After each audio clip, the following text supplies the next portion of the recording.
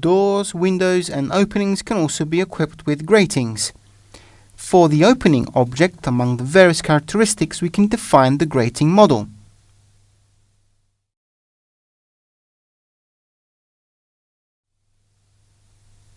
Choosing it from the catalogue.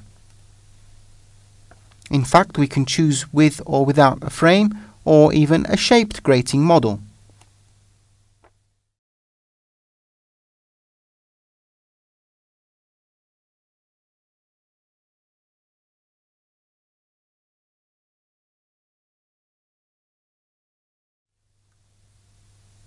According to the chosen grating model, in the geometry section, we can define a series of other grating model characteristics.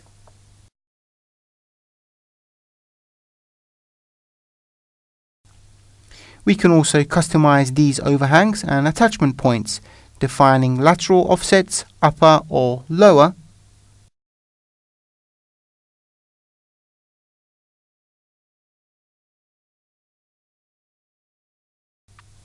define its position, whether it be internal, external or central, and the overhang.